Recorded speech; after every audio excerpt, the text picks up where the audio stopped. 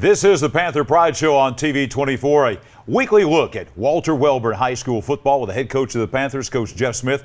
I'm John Holder.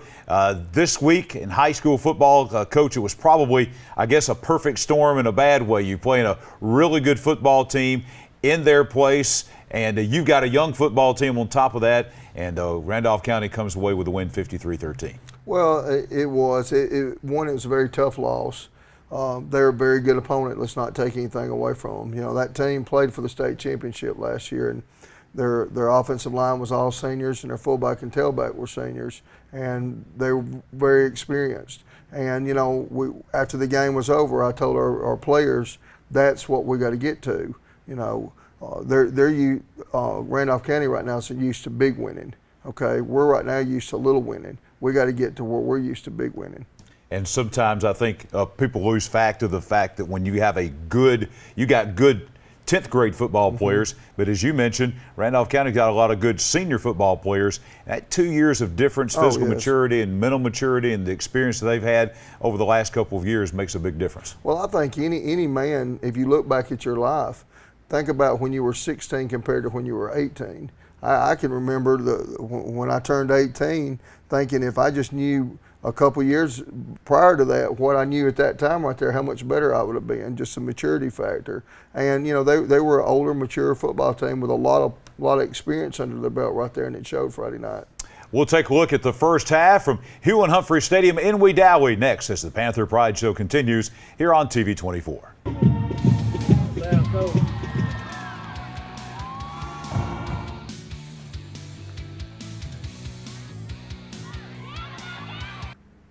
Back on the Panther Pride Show here on TV 24, Randolph County at home hosting Walter Wellborn last Friday night down at Hugh and Humphrey Stadium. And Coach, as you mentioned, this is the team that is experienced. They were at Bryant-Denny Stadium last year playing in the state championship game in Class 3A. Got a lot of those same players back, so it's an experienced football team. Jumped on you pretty quick there at the very beginning of the game, and we're going to take a look now at the first half highlights. Well, you know, we started into the game, and they did. They came out strong right there and hit us on our weak side right there, and we didn't get it lined up to start with right. And then they of course, they took advantage of it right here. And here they caught us getting up the field right there, and they hit a trap play on us. Again, they attacked our weak side that we had right there and got on us right there 7-0. That's how the game started off. Now, we ended up punting. Now I thought that was probably our second punt right there, and we didn't get out blocked on the third man from the side there, and they were able to get in there and block the punt right there, and that got them up right there 14-0 on us. But then now we come back after this, so now it's 14-0 right here. This play right here, where Contreras had a good block right there, and Jed had a good run right here. This kind of got us back, got us a little spark going right here, and we started moving the ball up the field right here. Again, right here, we had a good little misdirection play right here, and you see Calvin come busting through there right there, and we end up scoring and made the play 14-7. So we're making the game up here in the first quarter. Kick our extra point right there. Again, we're up, and it's 14-7. Okay, so now they come back here, and we had a little critical part right here. We had a good tackle right there by Jet. Jet made 18 tackles in this game, and Christian Figueroa, our safety, had 18 tackles, which is not very good when your safety's making 18 tackles, but still it was a good performance by him. He's number 44 right there. You saw him making the tackle right going into the end zone. Again, they ran a little sweep play right here. We kind of over-pursued it right there, and he cut back on us. Again, they run a lead in right here, and that's a strong back that's running through there. His name's Terrio. I don't remember what his last name was, but he was our fullback, played fullback for him last year. Here we make a good play here on the option and have a good stop. That was Keegan Pritchett. Here again, we stopped it at the point of attack, and then the quarterback bounced it out right there and got some extra yards. Here they ran the blast play here. We had a good initial contact right here, but it was a little too late, and he got into the end zone. Randolph County leads at 32-7 at halftime down in Wedowee. Coach, we were talking during the break just about the fact that it's amazing how in small schools in Alabama, these small towns, small communities, how it seems to run in cycles. 3 or 4 years ago, nobody's talking much about Randolph County, and then all of a sudden they're in playing in the state championship game, and now obviously with the young football team, your team is coming up and along, might be the next Randolph County here in a couple of years. Just speak to that about how the talent sometimes seems to run, and those things just kind of run in cycles. Well, I don't know if you can remember back about, it might have been 3 years ago. Randolph County was coming up through the ranks right there, and then before they really got going, they played for the state championship last year. The year before that, they went to the quarterfinals, and the year before that, they wasn't very good at all. You know, and a lot of people were really taking advantage of them. And of course, those players had to go through that, and then now they're reaping the rewards for it. You know, and that's just part of it. You know, you got to go through some bad times to get to the good times right there. And you know, I told our players, you know, look, let's learn from this experience right here, put it behind us, and move forward. Always a nice contingent of Wellborn folks on the road anywhere the Panthers go. That includes Absolutely. the Walter Wellborn Highlander Band. They were down in Wedowee at Hewlin-Humphrey Stadium. Look at them as we come back in just a moment for second half highlights. 1, 2, 1, 2, ready, play.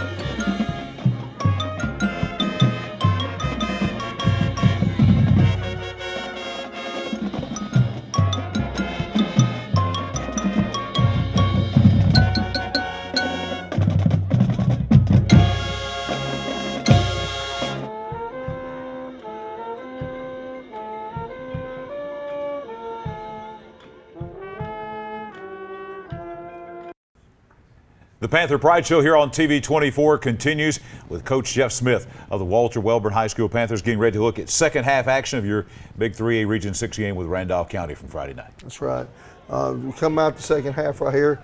Logan Brooks has improved a lot as a kicker as the years went, and he went down there and kicked this ball down here, and you see Christian, and I think it's going to be Christian and Taekwon to come up there and make a good tackle, and we pin them down there deep.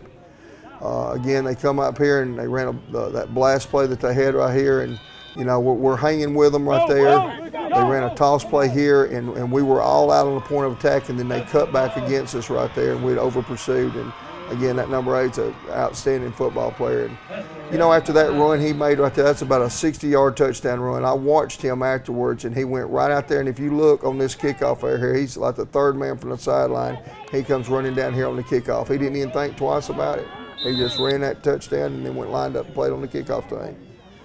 Here, they got in there and stripped the ball from Calvin right here, and their big defensive tackle carries it in the end zone here. It just got away from us at that point. That got them up 46-7 on us right here. You know, this is number 26 pro throw that played against us in youth football, and you know, Jet and all them had played against him when he was younger and everything. And they're starting to sub a little bit now, and we're starting to sub now, and you know, trying to get some different faces in there. You'll see Chase Carroll makes a good tackle over here on number 19.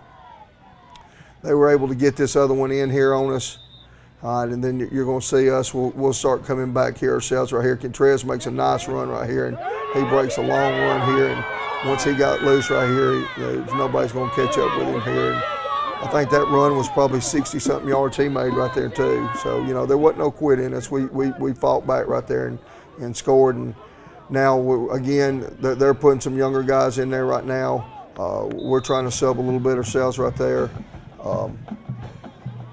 I think, I hate even looking at that. I wish that wasn't on there. But that little number 14 right there, he dislocated and broke his leg in the game, and they had to wheel the ambulance out there and get him. And, man, that was upsetting to see right there. And from what we understand, he dislocated and fractured it. Here's Kavion Wesley making a good run here at the end. Again, like I said, we're playing some of our second team guys, and KB here makes a good run down the side right here and gets a first down for us.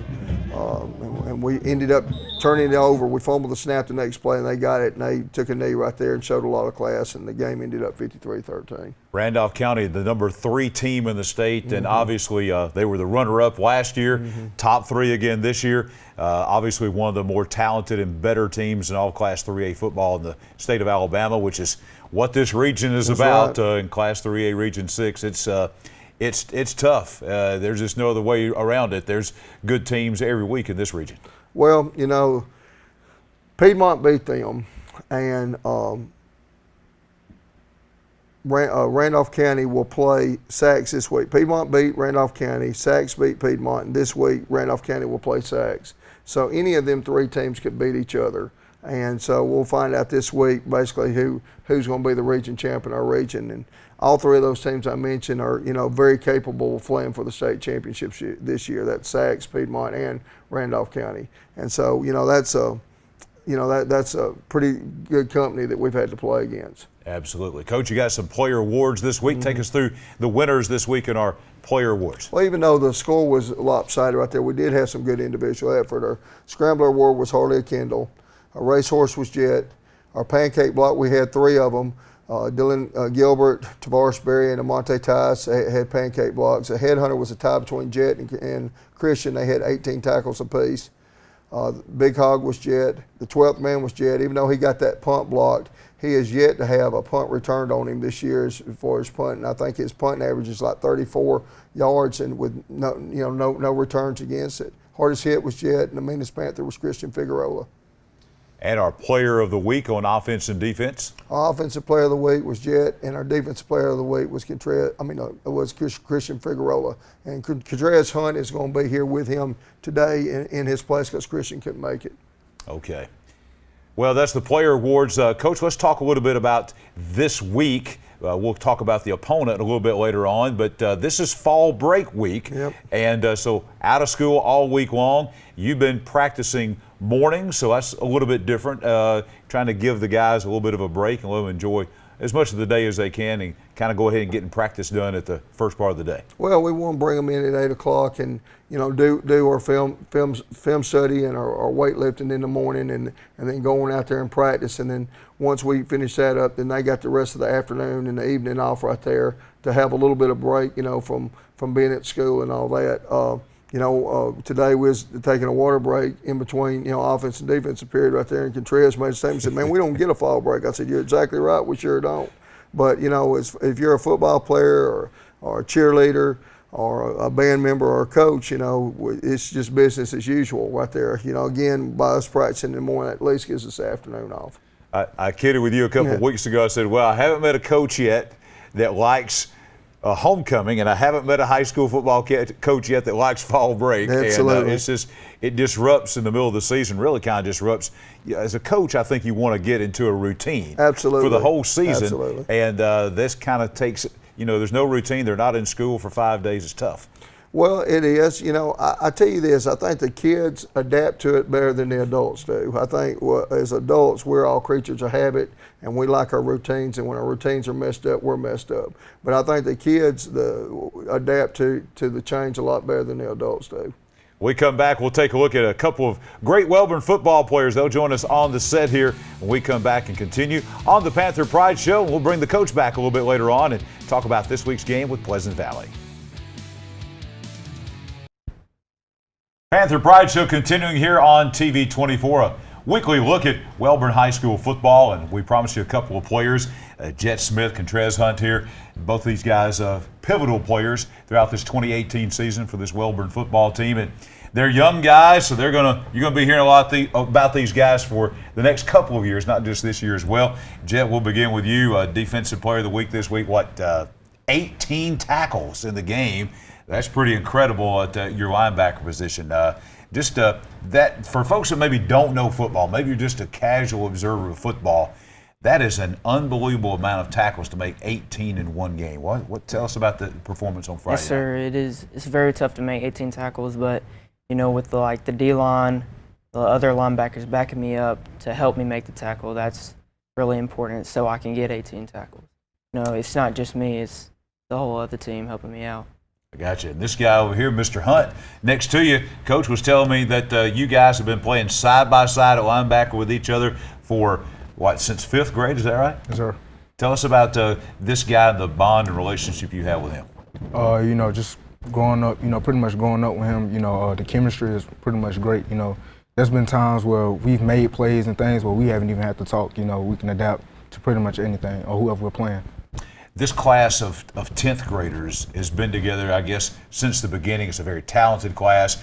People have been talking about your class out at Welborn for a long time because you've had some phenomenal success all the way from youth league through junior high and now into high school. Just this whole entire class. Talk about this class of guys. We got talent pretty much all over the field, and I think what we're lacking right now is just experience, and I think us playing a lot of tougher teams, we played tough teams last year and played tough teams this year, and I think we're just going to get better with time, and that's pretty much it. Jet, what do you get out of when you match up against the Randolph counties, these tough teams? They're senior laden that have experienced, been in these big ball games, played in Super Sevens and things like that. For the future, building this Welborn program, building toward maybe being in the position they are one day, what do you take out of games like this? I see how they're doing very good, like what they're doing. They're all older, so like when we get up there, we can be like them. That's what gives us hope about. Even though we lost, we're learning from that and we can adapt to it and do just like they did. Yeah, I tell you, you're going to be hearing a lot about Hunt and Smith. These guys right here are fantastic football players for Walter Welborn. You'll hear more about them not only this season, but only sophomores. So a couple more years still to come, leading the way for the Walter Welborn Panthers. When we come back, we'll bring the coach back, Jeff Smith, and talk about this week's matchup with Pleasant Valley as the Panther Pride Show continues here on TV 24.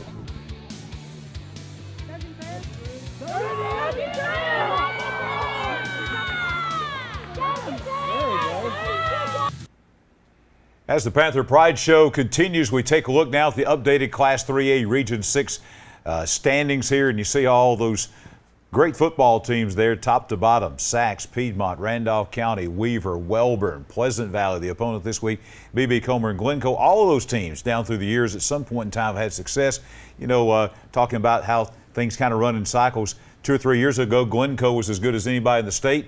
Now they're at the bottom, and then you had teams like Randolph County who were at the bottom and they're now near the top, and so that's just the kind of the way it goes. But Coach, this week as we take a look at region play, Pleasant Valley, a Calhoun County rival game, had a big game with them in the spring, up in the spring jam at JSU. Both teams still battling for a possible playoff berth. It is senior night on the Hill, last home game of the season for Walter Welborn as far as regular season goes. So this is a big game coming up on Friday night. Absolutely. And you look at that graphic, there's 6 teams up there with winning records, and we're all in one region. That's unbelievable. But that again, we've talked about this all year, but that has got to be the toughest region in the state. And I know it is in Class 3A, and it may be in A through 5A. I mean, there's 6 teams with winning records up there. You mentioned Glencoe and Randolph County, but if you just think back, it hadn't been too long ago that B.B. Comer, when Coach Overton was with them, they were sending players to Alabama and everything else. I mean, they were very good. But in a smaller school, you're going to have classes. It's going to have a lot of boys in it. Some are not going to be in it. And the last couple of years, we've been just young. Last year we were a 9th and 10th grade team. This year we're a 10th and 11th grade team, and every day we gain a little more experience and we get a little older. And like I mentioned this a couple of weeks ago, now all our players are turning 16. I think Contreras was the last one that we had this year that turned 16 for us. And the majority, well, not the majority, our whole football team that starts, other than our center, he's 15. The rest of them are all 16 years old. Talking about Pleasant Valley this week, what kind of a game do you expect with the Raiders? Obviously, you are in a position where you can win this week, go to Piedmont next week, win that game, still got a chance of getting into the state playoffs. So what do you expect with Pleasant Valley Friday night? I think they'll be a very tough, hard-nosed team. We played them in the spring, and that's exactly where they were. It's going to be a football game. The thing we've got to do is this. I told the players after the past Friday is we can't do one thing about what happened 1 minute behind us, but we can do something about what happens 1 minute in front of us. And what we've got to do is learn from last week, focus on right now and getting ourselves better, and then focus on our next opponent, which is Pleasant Valley. And one of the things that a win on Friday night will do against Pleasant Valley, it will assure that you'll have a winning season. That's That right. would be win number 6 of the year, which coming off of last year, that's tripling the win total. Just you can see the strides your program's making. So I think that's a big marker if you can ensure yourself a winning season Friday night. Well, and again, we've got to focus on ourselves and get ourselves better, and then we can focus on our opponent and defeating our opponent. It will be senior night. You don't have many seniors, but 3. quickly tell us about those 3 guys and how you'll honor them Friday night. Well, but before the game, after we get through warming up, we'll keep all the senior football players, cheerleaders, and band members out on the field. And Bryce Hill and Logan Smith and Casey Thompson are our only 3 seniors that were on our show last week.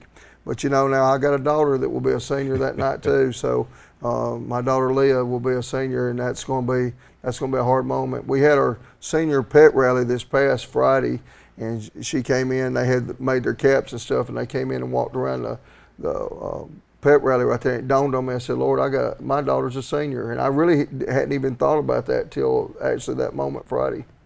Well, it will be senior night. It'll be a big night. Pleasant Valley, Walter Wellborn on the hill at Walter Wellborn this coming Friday night, 7 o'clock the kickoff. And we'll see you back here next week on the Panther Pride Show on TV 24.